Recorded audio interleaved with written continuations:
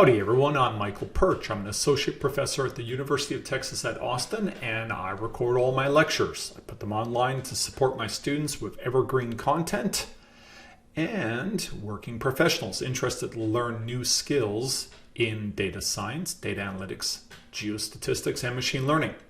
Also, maybe we'll attract some other people to join us in STEM, which would be very good. All right, so let's go ahead and continue on in our series Data Science Basics in Python. This is chapter 3. Chapter 1 we dealt with data tables or tabular data. Chapter 2 we dealt with gridded data. Now we're going to talk about simple univariate data visualization in Python. This is a tutorial for demonstration of univariate data visualization in Python. In Python, a common package for dealing with data visualization is matplotlib. Now, I know there's many other packages and methodologies that are available to us, but I'm going to focus on matplotlib. The package was initiated by John Hunter, and there's a whole many contributors to it. It's an open source package that is sponsored by NumFocus. So credit to them, and thank you very much for this wonderful package that helps many of us.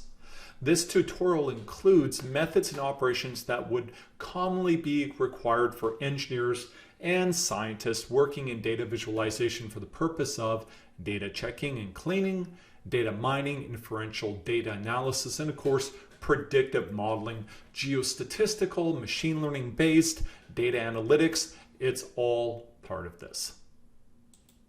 Let's just think a little bit about data visualization.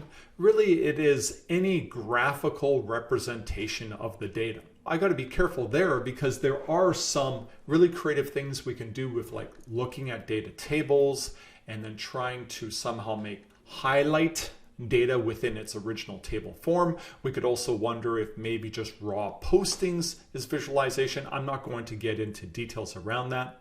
We will demonstrate basic concepts of plot design in Python to help improve communication. The idea is to just work with the simplest plot we could come up with for univariate visualization, and that is the histogram, a univariate distribution plot.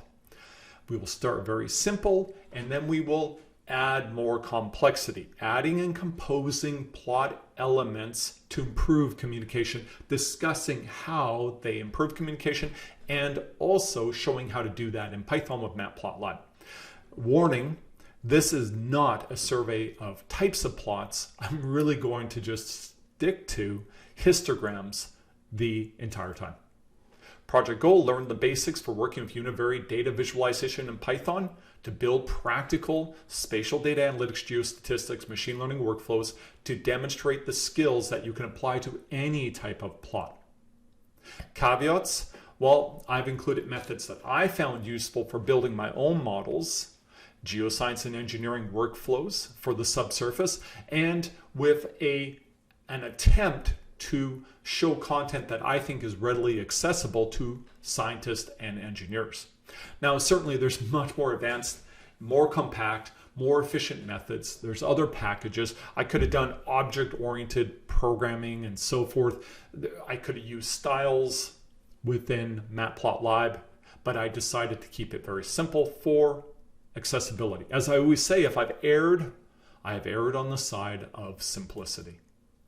Let's go ahead and load and configure the required libraries.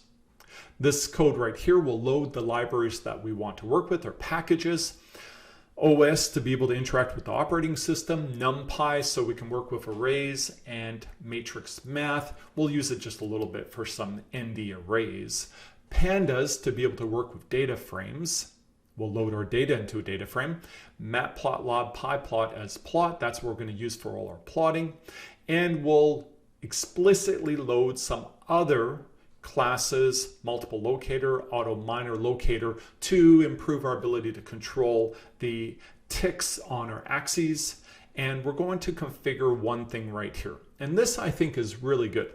And that is, we're going to say right off the bat that the axes, the grids, and all of that should be behind the other plot elements. And I think that's important. I like to do this. So we go ahead and we'll just configure that. And we'll load up rectangle because that will help us be able to draw shapes. And we'll demonstrate a little bit of building our own legend. We can go ahead and run that code, and the old adage, no news is good news, right? We have imported those packages. You can see the number right there appeared, and we don't have any errors. So we're good to go. If you have any errors with this import, please go ahead and look at the documentation. Make sure you have the packages installed, you have them up to date. Let's go ahead and set the working directory. This is something I like to do. And I've mentioned it before, I often have complicated workflows where I'm loading files from different locations. I'm going to go ahead and save intermediate files. I'm going to save final files. There might be many different files. And so I like to, as I go through my workflow, explicitly set the current working directory and change that as I go. Of course, we could just go ahead and put complete addresses anytime we try to read or write a file, but I like to do it like this. Loading the data set. We're going to work with this data set right here, Spatial Nonlinear Multivariate Facies version 1.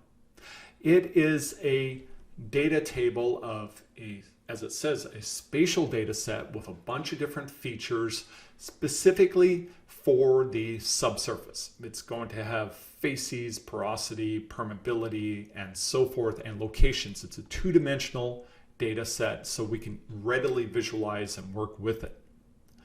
This data set has been used in some of my previous demonstrations. The link is right here. It's available on my GitHub account. If you wanted to go ahead and load it up, you could go to my GitHub account, github.com geostatsguy, and it's within my geodatasets repository. I have many data files that are available for anyone to experiment, to also use any one of my well-documented workflows that are available in my other repositories. It's right here, Spatial Nonlinear Multivariate Facies version 1 right there. So you can go ahead and download and work with that. Let's go ahead and run this code. When we do that, we get the data loaded. We get a bit of a preview of the first 3 samples in the data table. And we also print out that this object that we've loaded, table, is in fact a pandas data frame, and it has 457 samples available. Now let's go ahead and extract the specific feature we're going to work with for the rest of the exercise. Now I like to do this for concise, readable code. It turns out that if I try to use this every single time I want to access the data, it's going to make all of my code kind of lengthy and verbose. So we'll go ahead and work with just pour.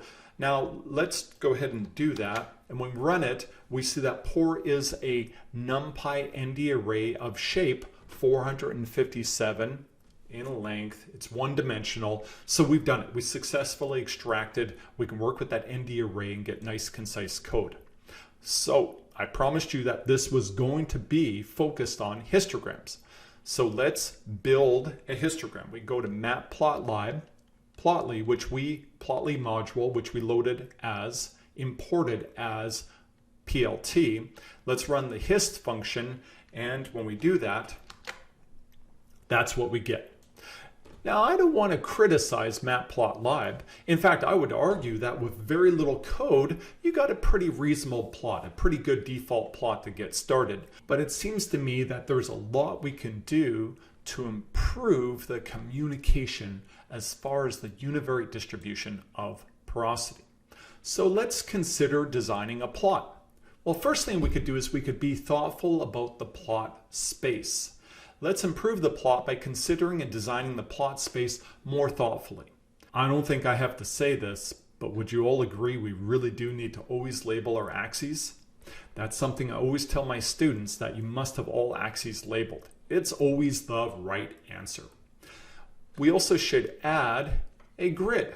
A grid is a really good thing in a plot like a histogram because it allows us to interpolate between the axes, the X and Y axes, to understand and to do ocular inspection, to be able to compare the histogram bars to each other, to get a rough sense of the magnitude of each one of them. Okay, so let's do that. To control the axes labels, very straightforward. Plot, X label, Y label, title, and we can go ahead and just specify the string as the argument for each one of those. To add a default grid, just plt.grid, and I like to control the size of the plot. Now I know there's other ways to do this, and this is technically leveraging the idea of subplots, but it's just the habit I like to use. To me, it's a very simple, flexible way to do it. And to be honest, many of my plots are subplots, so I do find this pretty useful. This controls explicitly the space, and this will close the plot.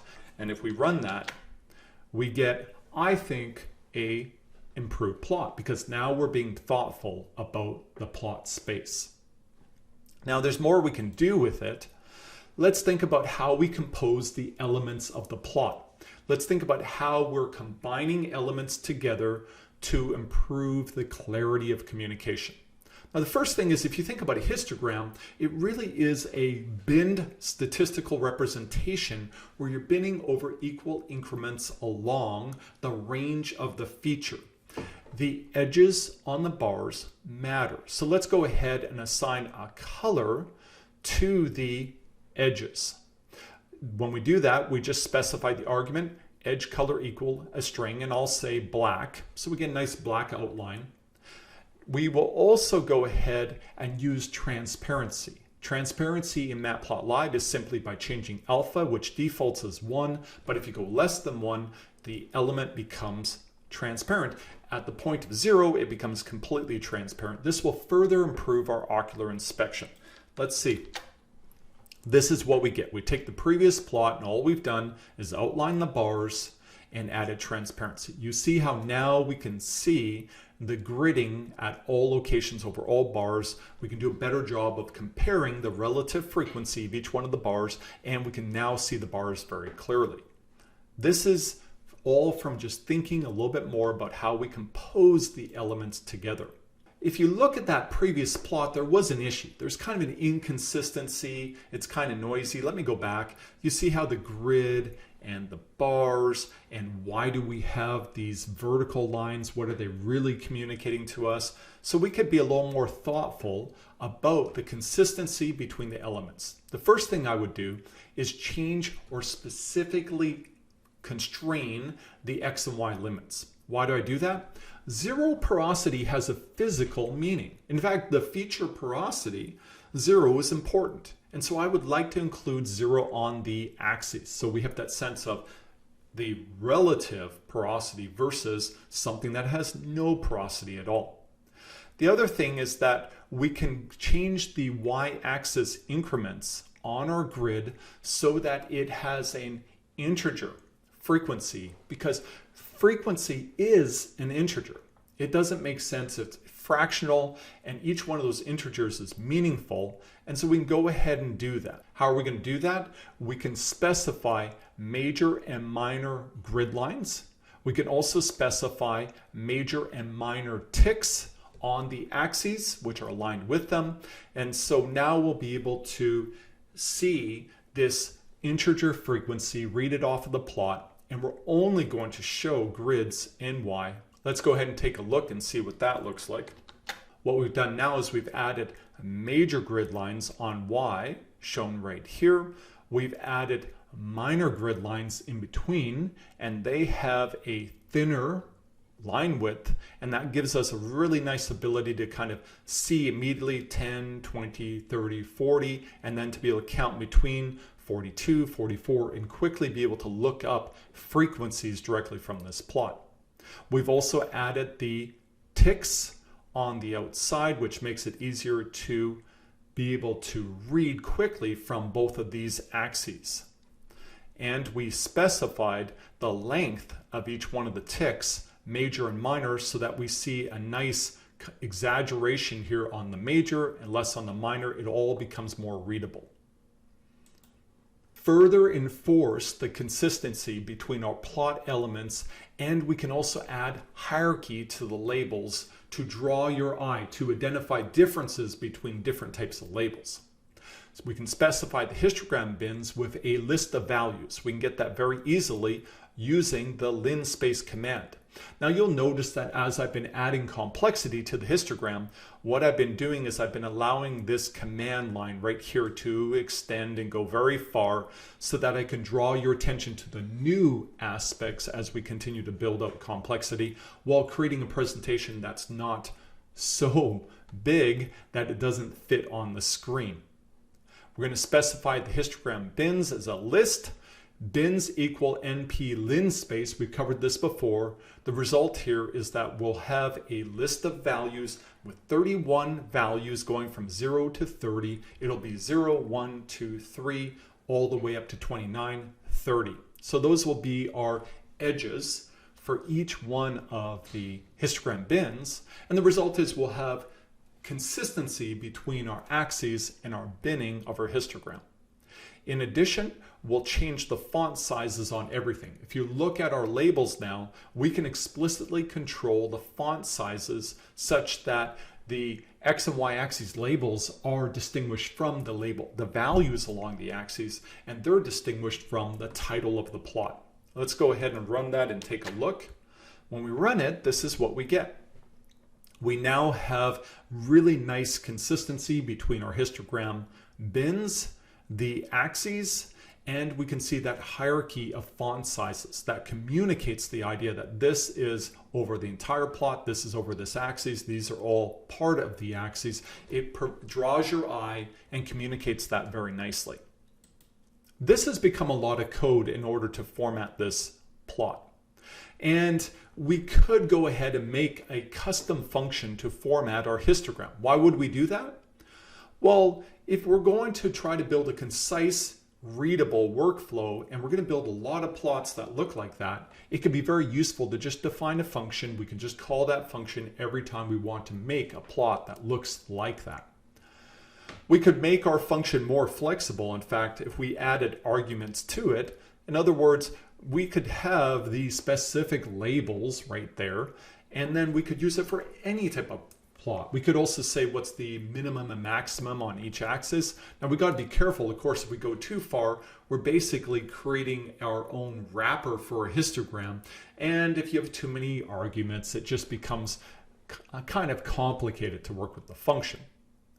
I am not discussing more complicated ways to do this. Of course, within matplotlib, you could actually define and apply styles. And you could use that to do a lot of this. And of course, you could do more object-oriented types of approaches. I'm just building a simple function. Their format histogram is now declared. Now, if we want to build the same plot as we built before, we just have to make the plot, run our function, and size it, close the plot, and the result is we get the same plot with very little code. So just give some thought as we build more custom and complicated plots on how we can improve code readability. There's also other things that we can do. We may want to add a custom legend to our plot to communicate key statistics. And so we'll go ahead and do that by adding shapes annotation to our plots. If you look right here, this is simply the code to build our histogram, format the histogram, and then we use at matplotlib the add patches with rectangle. This is just the X and Y origin, the width and the height right here, the face color, the edge color, and the line width around it. And then we can put annotation with text. This will be the mean, the P90, the P10, and the number of samples. And we go ahead and run that code, and we get a really nice plot right there. Now, it would be very simple if you wanted to go ahead and just change to the lower quartile. We could simply change this code, the numpy function for percentile right there, the annotation right there, and we rerun it, and you can see that we have now the P25 being calculated, the lower quartile being calculated instead. So there's a lot of, this would be very easy for us to make modifications. Let me change it back and display any statistics to extend. So I like to do that. I like to build these types of custom legends to draw attention to specific statistics that are important. A way that we can further enforce those summary statistics is we could in fact do that again, right here, this line of code is simply adding that custom legend in. Then what we'll do is we'll take the P10, the average, and the P90, and we'll use plot.plot. Now this is very cool. If you continue to just plot, plot, plot, you'll keep building plots on top of each other. This is simply plot is plotting a line. It's going to be, this is the X for the first point, this is the X for the second point, this is the Y for the first point, Y for the second point, and we'll build a line segment. Color of the line is black, line style is dashed. And that's the P10, the average, the P90. We'll dash the P10 and 90. We'll use a solid line for the average.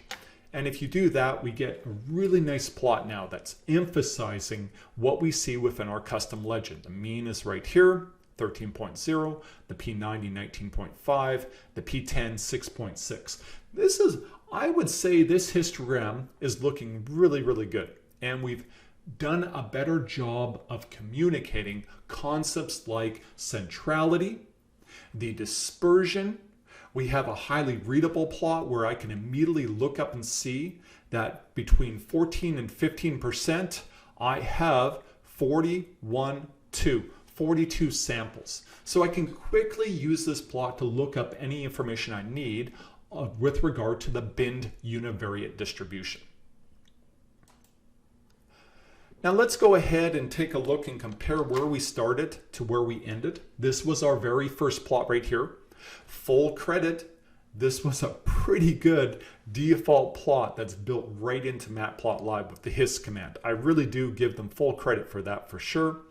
And then with our additional code, including our formatting function right here and adding our custom legend with this line right here and our drawn lines to represent the critical statistics, we have our final histogram right there. And I'm quite pleased with that. I think that we've done a nice job building a plot that does a great job of communicating.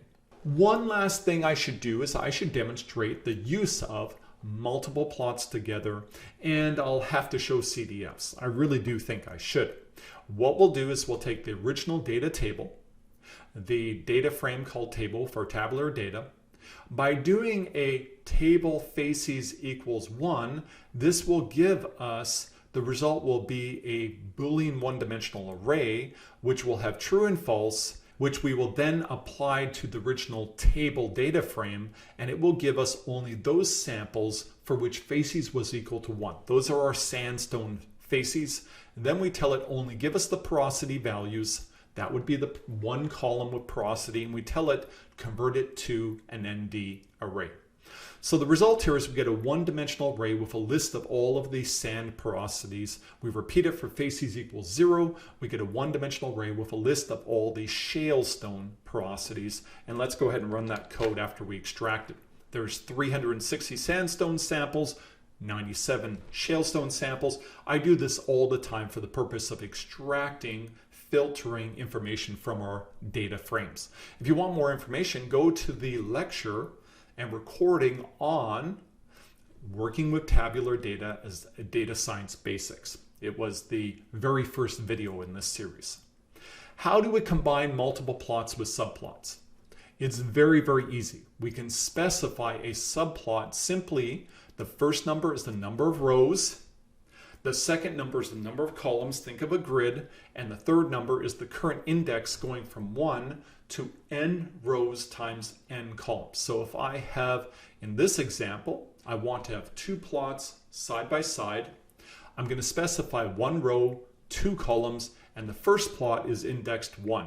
I know Python often uses a 0 index. In this case, it's going from 1 to the number of rows times the number of columns. In this case, it'll just be 2.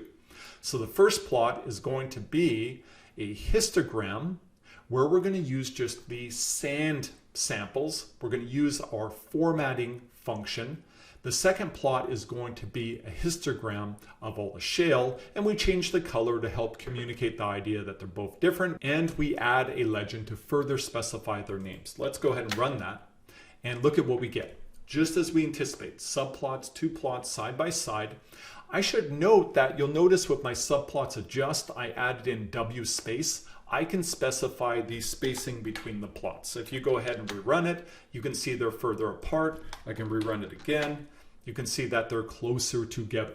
I do that. Sometimes you'll find you have issues with them conflicting with each other, going on top of each other. I like to do that. The rest of this is just the origin, the width, and the height of the plot. Now, I could have easily done a 2 by 2, in which case I'd have 2 rows, 2 columns, plot 1, 2, 3, 4 would have been the indexing. So it's really like reading a page, reading regular written words where you go from left to right, and then you go down, left to right, and you go down. That's how the indexing works. So pretty straightforward. What about if you want to put plots on top of each other? Now, I've already shown a little bit of that. I put line plots on top of my histogram.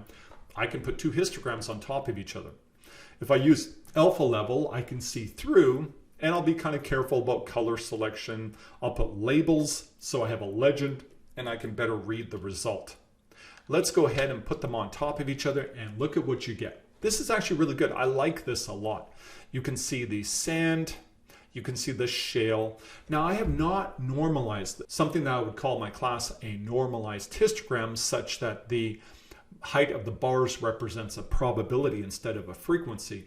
I've not done that because I think it's actually very meaningful. You see how the shale is smaller, the bars, the height of the bars is smaller, and that's because there's so fewer shale samples than sand samples. So I think that's a good communication tool here.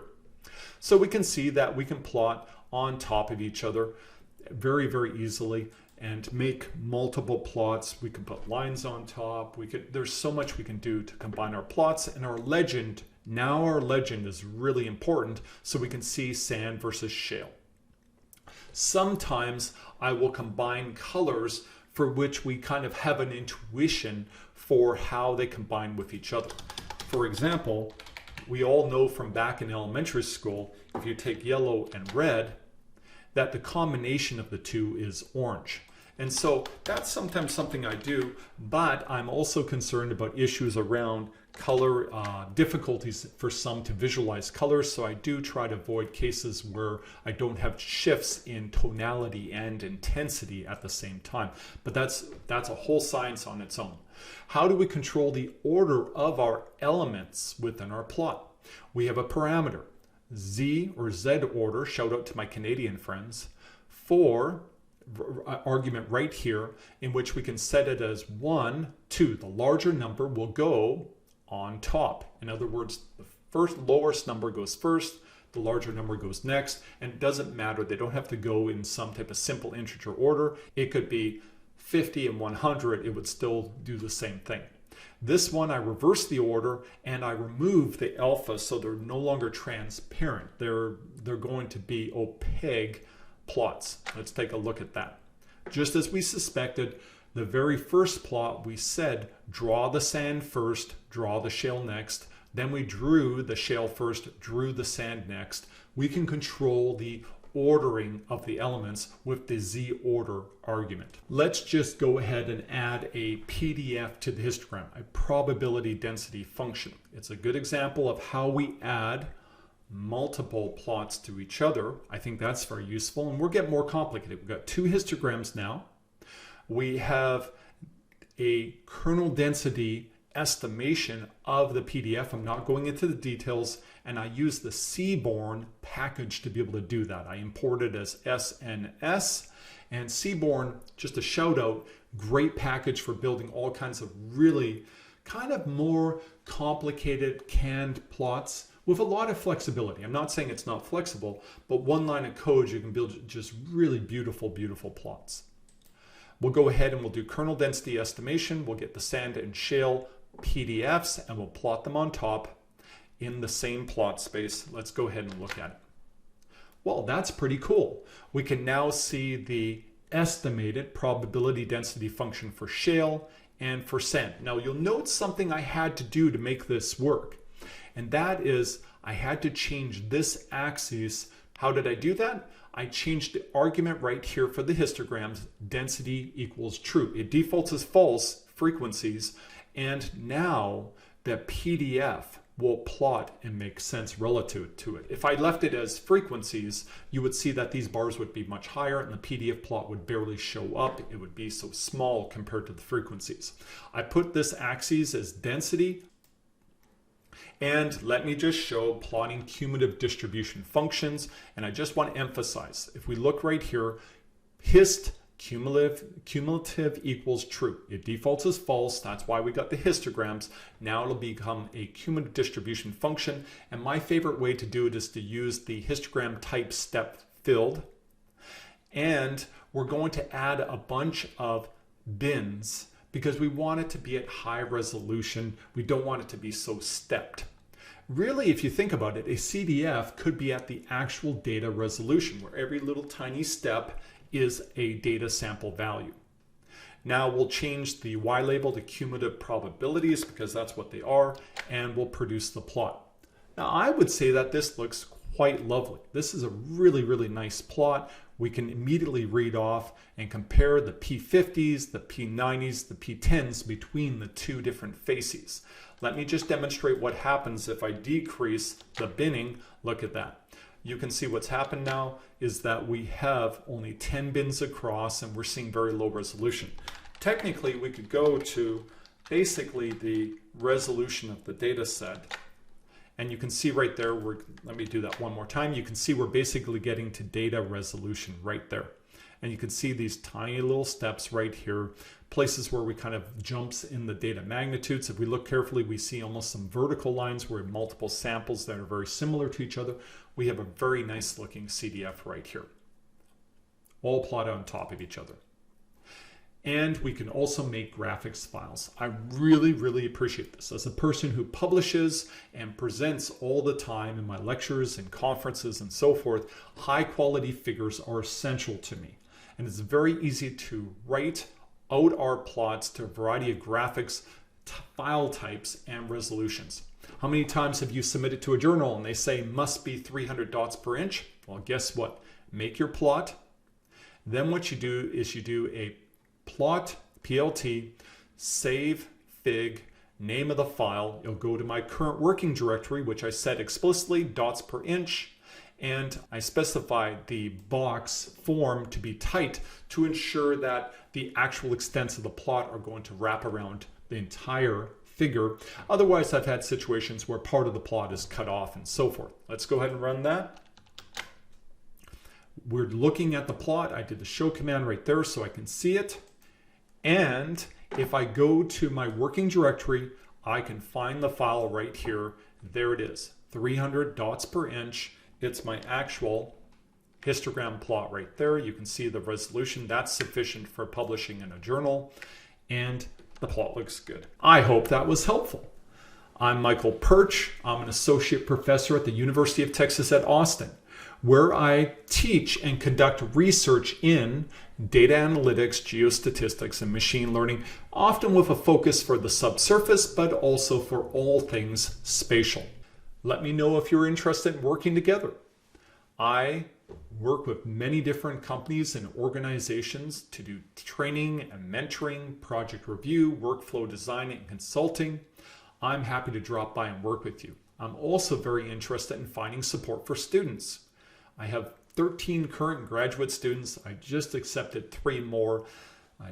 There's a lot going on, and let me know if you'd like to partner and work on research together. You can even go to my YouTube channel and you can see a couple months ago, I believe, there was a video where I summarized all of my, or many of my research projects, so you can see what type of work I'm working on. All right, thank you very much for joining in.